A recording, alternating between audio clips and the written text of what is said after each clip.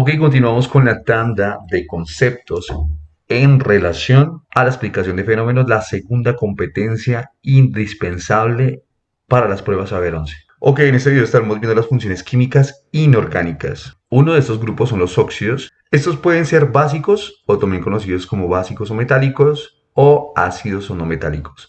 Para conocer de manera más específica su diferencia, debemos saber que los óxidos son la combinación del oxígeno con un elemento metal o no metal, y de esto dependerá su clasificación. Si se une al no metal más el oxígeno, será un óxido ácido. Si se une el metal con el oxígeno, será un óxido básico. Reconozcamos en la tabla periódica quiénes son los metales. Recordemos, son los que se encuentran en toda esta franja roja, y los no metales los podemos especificar en esta otra franja. Adicionalmente, recordemos que los gases nobles son inertes y no tienen mucha reactividad con las otras especies químicas. En consideración, con los metales podemos formar óxidos metálicos, también conocidos como óxidos básicos, y con los no metales, óxidos ácidos o óxidos no metálicos. Para formar óxidos, así como otras funciones químicas, es indispensable saber cómo irán los números de oxidación o estados de oxidación. Estos irían con una regla conocida como la regla de las aspas, donde recordemos que el aluminio tiene solo un estado de oxidación,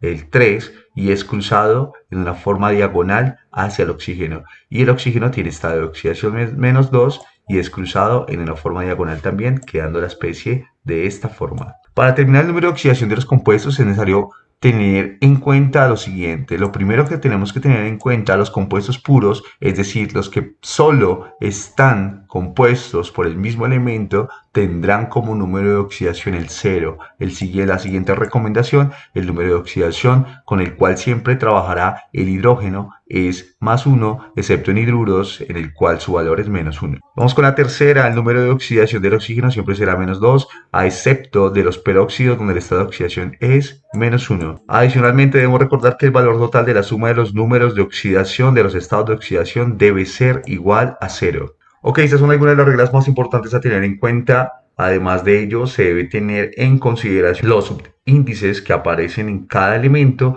ya que estos se deben multiplicar por el número de oxidación que presenta el elemento para determinar adecuadamente la carga neta, tanto positiva como negativa, que tienen las especies químicas. Ácidos. Los ácidos pueden ser de dos maneras: ácidos oxácidos y ácidos hidrácidos. Los ácidos hidrácidos son compuestos binarios que resultan de la combinación del hidrógeno con un elemento no metal. De esta forma, si vemos al hidrógeno con un no metal, tenemos un ácido hidrácido. Un ejemplo podría ser el hidrógeno unido a un no metal como el cloro, y tendríamos un ácido hidrácido. Ácidos oxácidos son compuestos que se forman por la combinación de óxidos oxácidos con agua, o podemos verlo de la siguiente forma: puede ser también un óxido ácido unido con el agua que forma un ácido oxácido. Un ejemplo puede ser el siguiente: tengo el pentaóxido de dicloro. Acá el cloro tiene estado de oxidación más 5. Si reacciona con el agua, va a formar el siguiente ácido oxácido, siendo el ácido perclórico sería una especificación de un ácido oxácido.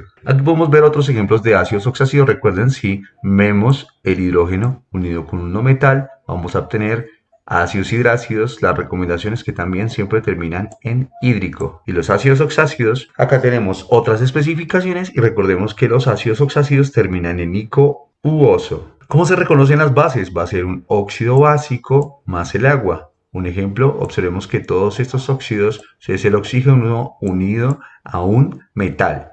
Cuando reacciona con el agua, formaríamos la base respectiva. Y por último, las sales es una reacción entre un ácido y una base. Claramente el ácido puede ser tanto oxácido como hidrácido. El nombre de las sales depende del nombre del ácido del cual proviene. Si el ácido termina en hídrico, las sales terminarán en uro. Si el ácido termina en oso, las sales terminarán en ito. Si el ácido termina en ico, las sales terminarán en ato. Para que recordemos mejor este tipo de nomenclatura, es recomendable recordar esta personificación: el oso toca el pito, mientras el mico juega con el gato. Aquí vemos las terminaciones que nos permiten establecer entre las reacciones de ácido-base qué tipo de sal se podría llegar a formar. Ok, eso es en relación a las funciones químicas inorgánicas en el eje temático de la competencia de explicación de fenómenos como los que ocurren al reaccionar el agua con diferentes especies químicas.